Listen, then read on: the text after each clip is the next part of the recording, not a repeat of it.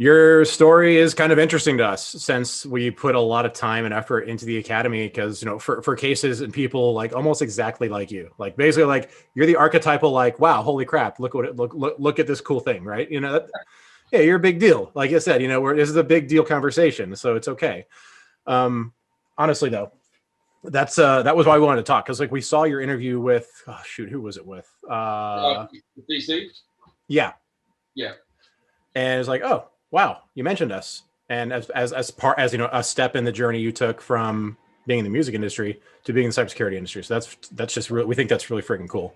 And we're like, hey, we call him. Yeah, AttackIQ was integral, man. Like I started out, it's basically COVID. COVID hit, and I was in the music industry. We were doing setting up for the Formula One, and we did the drivers' party, and then we got a phone call and the work was done. There was nothing at all. I was basically left with the choice of something I'd done for 20 years was dusted. It was over. So I was left with the decision of what am I going to do, and kind of meandered around and then found that the Australian government was basically paying for people to learn about cybersecurity to fill this cybersecurity gap. And yeah, I've always been into computers, always tinkered, let's say, and yes, it seemed like the logical step there. So were you doing, working with the actual electronic components, like mixing and like hooking stuff up and all that kind of stuff on the music side? All sides of things, man. Like on the performer side of things, DJing all over the world, all that sort of stuff, writing tunes, throwing parties, mainly just before the pandemic hit, it was mainly technical stuff, so production, so big festivals, things like that. Yeah. So one thing I've always liked about working with people from across the pond is they have a real appreciation for electronic music. Oh, yes, we do. I'm serious, man. It's so hard to find people around here in the US who really, until lately, I guess, who really, they got it, they're like, man, this is really good. And there's so many different flavors of it. And until then they were like, yeah, dude, I like techno. I'm like, okay, hold on. Like, what did you listen to? So are you into electronic music yourself? Oh my gosh, yes, totally. I mean, my current thing, if you couldn't tell from the Night City background, I'm big into like retro, dark synth, stuff like that. But I'm definitely big into the trance scene. All that. It's my life. I love this stuff. It's my flow. You know what I mean? It's what I've done for the last 20 years. That's been my thing. Throwing parties, playing parties, and just a life of nil responsibility, which is very different now. I have a life of intense responsibility, and not just for me, for others as well. So yeah, that's a thing, huh? I mean, like that's a real jump to make. I mean, honestly, so you had the mindset and you had the interest at least, but was there a specific catalyst that was like, hey Ryan, you should go and become a hacker nerd? Okay, so what was that? The hacker bit's always been there. When I was I wrote my first program at six or six, I think, on Commodore 64. Like, nice. 10 print writing is cool. 20 go to 10, and then kind of grew from there. My dad brought home this magazine, computer magazine that had a basically pages and pages of code, and was like, yeah, I want to give this a go. And basically, it was to print out a Mandelbrot set. So the typical fractal pattern. Oh yeah. Right. I'm sitting there coding all day, okay, and all I did line, and I was like really disappointed at the end of it. Like days of effort for a 6-year-old, and then just this image on the screen. I was like, not cool. So went back to playing Frogger. Nice. So it's always been there, right? You were coding Hello World before you could write it with your hand. That's kind of cool. Yeah, okay. And from there, my old man worked in telecommunications, and I don't know where exactly the inspiration came from. It could have been war games or an early hacking movie, but somehow, my dad used to mess around with stuff, but somehow I found out about war dialing and this is like fun. So he had a free second line at home, and so I just started scanning numbers and came across a bulletin board and connected and had some I don't know. I've got this picture in my head of this like weird guy with like crazy hair asking me about death metal, to get access to his bulletin board, and I answered the questions correct, and I was in. I had access to all kinds of information, and yeah, I guess the curiosity bug was like in full flight from there. Rock on, for real. Honestly, I mean, I won't tell you what I'm old as the hills, but I just have boyish good looks. Well, let's be honest. You are rather roguish. I appreciate that. No, honestly, I won't tell you what I used our second line for when I was a kid. So we're just gonna like push that one off to the side. But okay, cool. So that's actually very interesting now that I think about it, because like it's an interesting comparison to how a lot of people are coming into the industry these days, or at least people, you hear about people talking that they have, that there are all these opportunities. There's so much room in InfoSec, but everybody keeps, all the job postings you see are like, hey, I want 5 years in experience for a tool that's only been in existence for 3 years. Yeah. And you kind of working the opposite of that. You're like, oh, well, this looks like, this is kind of cool. I've been interested in it. And like, I'm going to go ahead and just give it a try.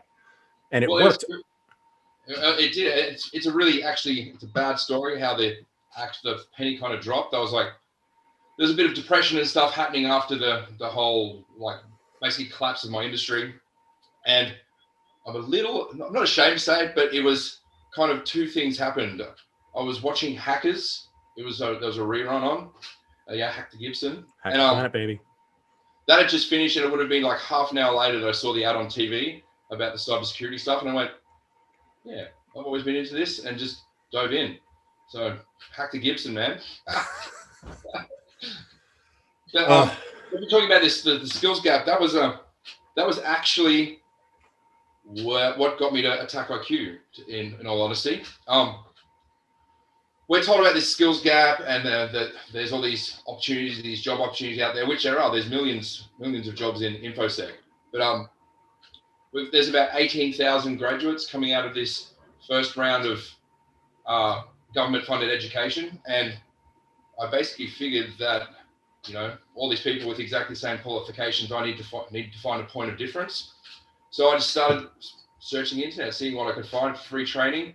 I think it was off the DFIR Diva site, and I found a link to Attack Academy, and nice. The journey began, man. Okay, so like, what was the differentiator to you? Because there's a lot of free training out there, and a lot of it's quite good. We like to think ours is too, obviously, but like, what was it about those courses that caught your eye?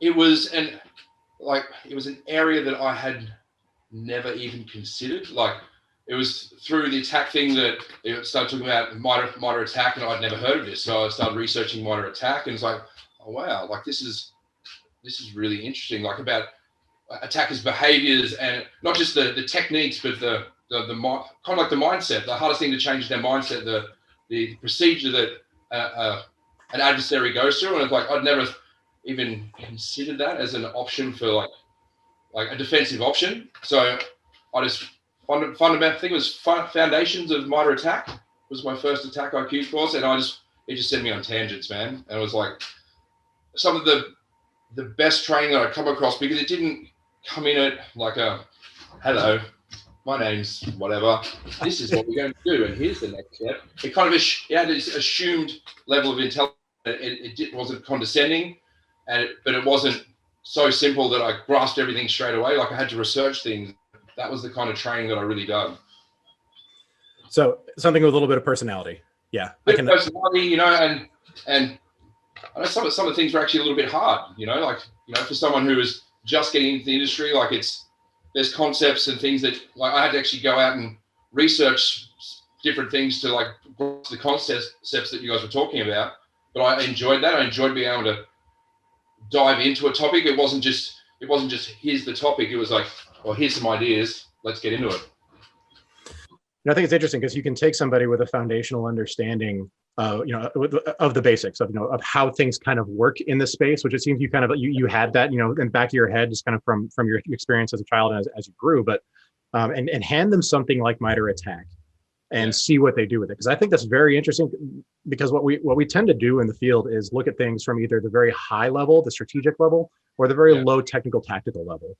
And that what we try to like, what the reason we, number one, there are a lot of reasons where we like a MITRE ATT&CK so much, many reasons. One of which is that it provides this really neat, like I call it an operational linkage between the execution and the plan. It helps people to describe and understand what's going on the adversary side in a context that's far simpler, in a way that lets you see and at least kind of put yourself in the adversary shoes, understand what they're trying to do, why, and why. And so that's why I really like, in the situation like yours, it's really interesting that you found that and grabbed it, because like that's how we see like a great way to enter the InfoSec space if you have the foundations, right?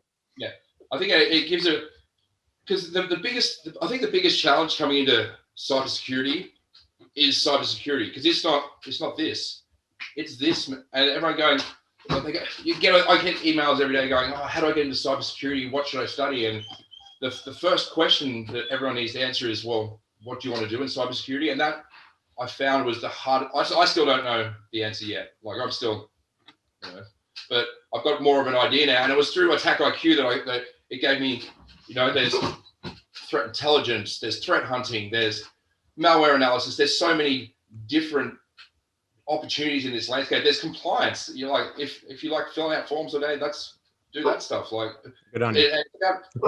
Maybe not even just like what you're interested in, but playing to your strengths. Like there's so much room to just expand into, I don't know, just the cybersecurity. There's a spot for everyone. Like there's a spot for the creative, like off the wall kind of zany cat.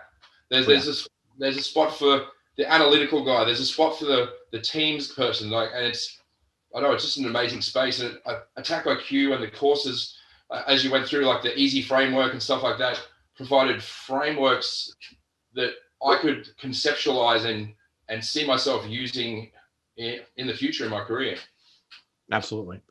So if you were to encapsulate then, like, if you were to, maybe not have a full list, but, like the first step somebody would take in wanting to follow the path you took.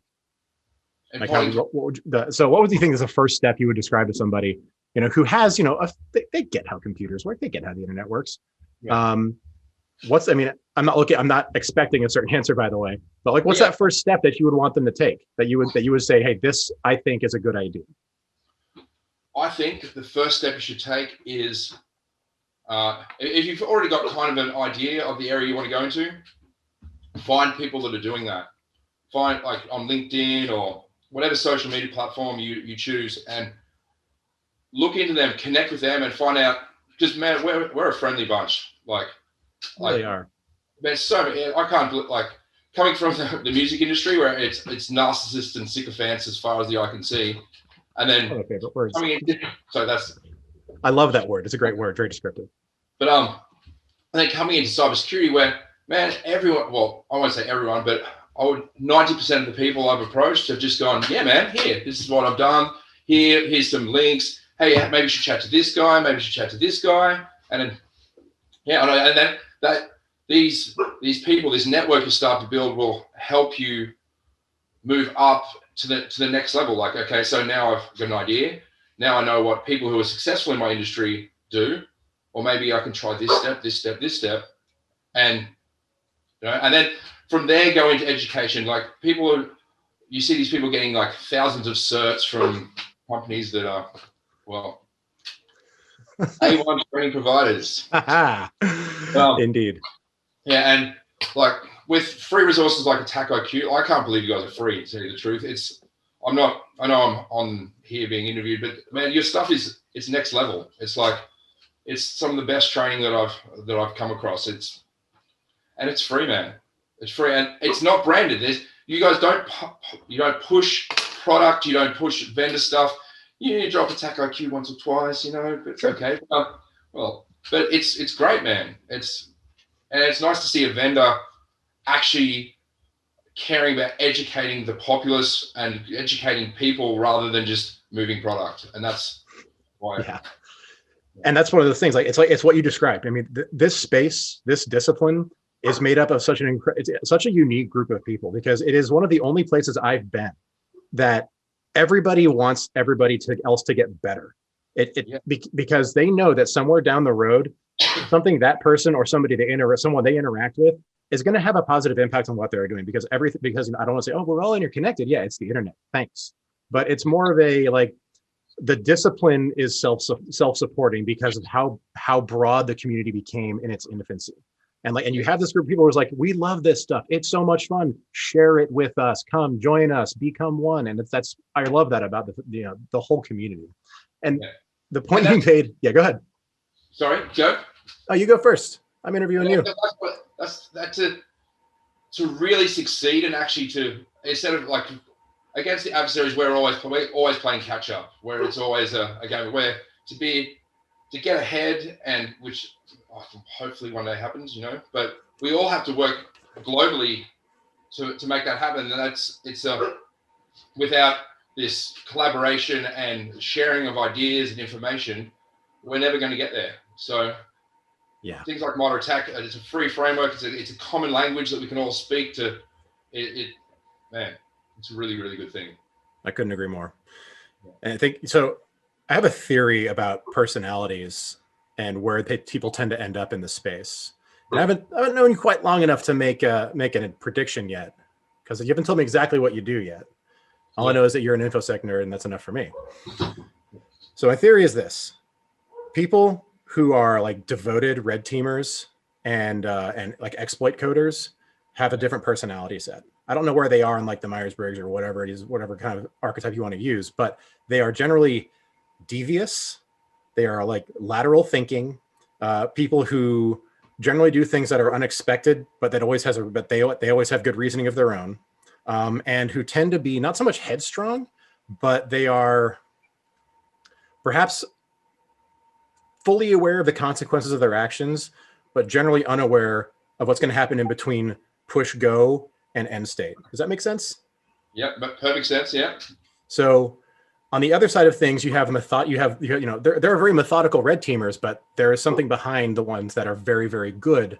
That's different from normies, right? Yeah. Then you have the very methodical side, right? The team-oriented, the people who are very process-driven, who understand the consequences of 1, 2, 3, 4. You add those up and it makes a certain number.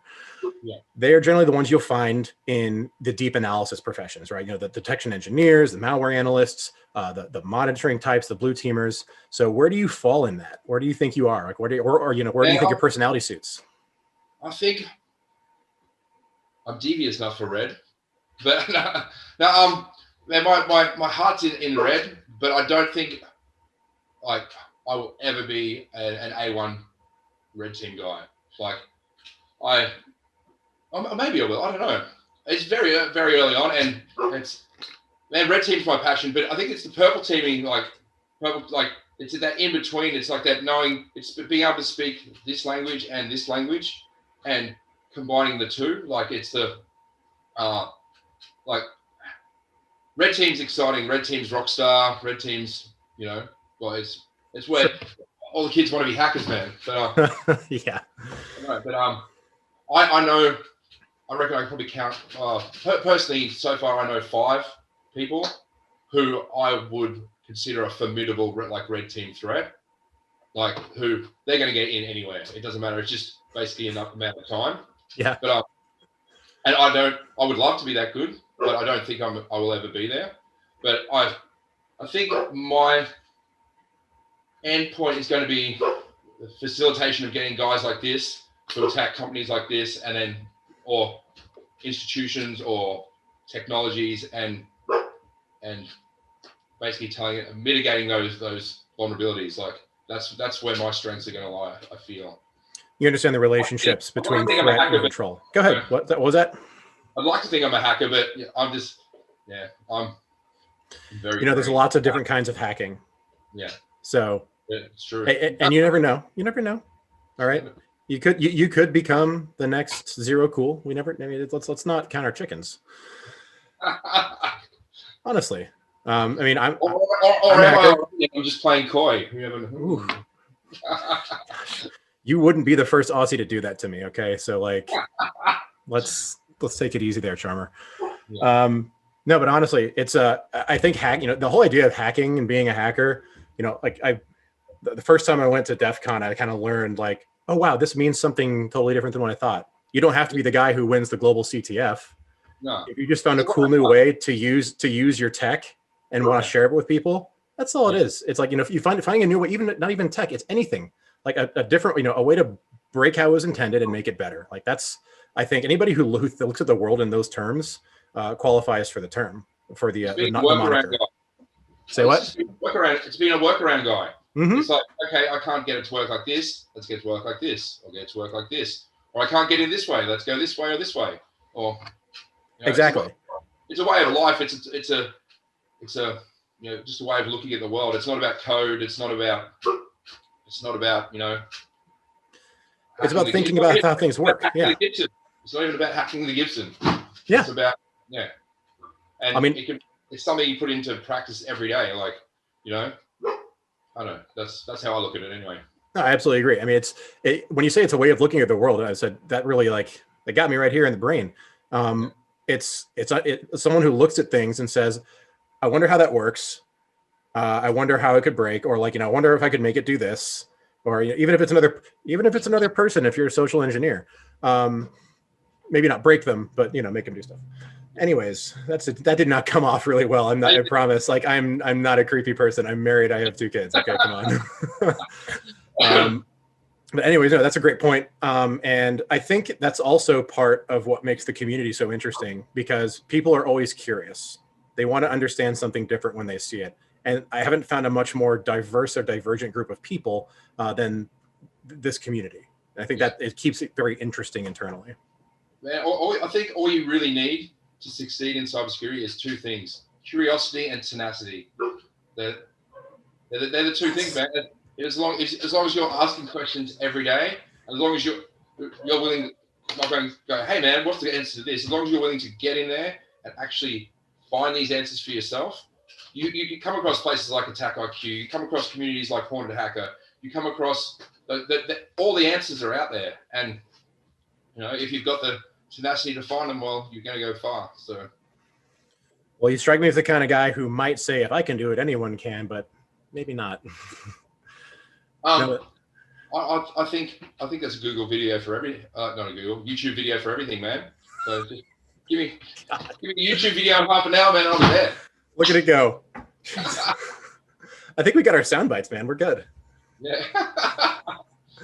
Cool. Well, I mean, I'm out of questions and stuff that just popped into my head. Is there anything else on your mind that you want to talk about? Basically, the biggest thing I want, Genesis and David Bass. This guy, he's people talk about hiring in new blood. The cybersecurity industry needs this new talent, like these new mindsets, stuff like that. And I see a lot of talk, but very little action. And Dave took a chance on me because he liked the way I think. He likes the tenacity, the curiosity, and he's given me a go with, like, I don't want to say hundreds, but quite a few applications were knocked back, and we talk about a lot on our podcast. The companies, like you said before, are looking for 5 years experience in a technology that's 2 years old, or they're hiring entry-level positions with 10 years experience. And maybe a solution could be like, promoting from within and then actually getting real entry-level people into these organizations, because we may not know all the tech, we may not know all of the ins and outs, but there's a lot of really, really smart people out here who are getting into this industry with some really good ideas that maybe you guys haven't thought of before. I'm not talking about you personally, obviously, because you've thought of everything. But but I think I don't think there's a gap. I don't think there's a gap in talent. I just think there's a gap in mindset, maybe, from the people who are hiring. I agree with that. They want the best right off the bat. But what they don't understand is that the best people in this field started off as just somebody who was curious and had the drive to work, to learn, and do the research. And I think, when you talk about hiring from within, the people that you have developed, treat them well so they stay. Which also means educational opportunities, by the way. That's a good deal. But and then let them find the people who were like them, who were curious, who were driven, and who were willing to work, to learn what amounts to a craft these days. Yeah, so completely. I'm with you, man. It's like a lifelong apprenticeship. Cybersecurity is the longest apprenticeship you'll ever go through, because it's not like plumbing or building where, okay, so I've got this skill set. Yep, now I can be this for life. Like, it's an ever evolving, ever changing thing. And that's why I love it. It's like every day there's something, and that's why I hate it as well, because every day there's something new to learn. And it's like, yeah, you think you're at the top of the game, but you're not. Sorry. Yeah. And it's never dull. There's never a dull moment. If you're having a boring day in cybersecurity, you're not trying hard enough. If you're having a boring day in cybersecurity, you're about to not have a boring day in cybersecurity. Yeah, you're about to not be in the industry anymore. Yeah, you're going to be in one of two places: not in the industry, or working 36 hours to fix something that you forgot about. Nice. Awesome, man. Well, dude, it's really cool meeting you, Ryan, honestly. And thanks for taking the time out of your morning to talk to me. Honestly, I'm usually not a good talk to people person. I'm a guy who records a class or gives a talk, but this is super fun. You said you have a podcast? Yeah, Haunted Hacker. I put it on with Mike Jones. We run every it's actually Saturday your time, Saturday 4 p.m. And we have all sorts of guests. We had former head of Israeli cyber defense 2 weeks ago. Nice. We had Drew Perry from Tiberium. We've had heaps of guys, man. It's really cool. Well, then I'm going to tune in. Haunted Hacker. It's going on It's going on my list. Good stuff, dude. Honestly. Awesome, dude. But let's stay in touch. I have your email address now, so you really can't stay away. And I'm a hacker, so I can like backtrace your IP through 7 proxies and crap like that. No, just kidding. I can't do that. I know people who can do that. But anyways, I'm sure you can do that, mate. I'm sure. Dude, very cool meeting you, man. On it. So I'm gonna stay in touch. And good luck to you. Reach out anytime. Thanks, man. I'll speak to you soon. Yeah. Yeah, man. Later.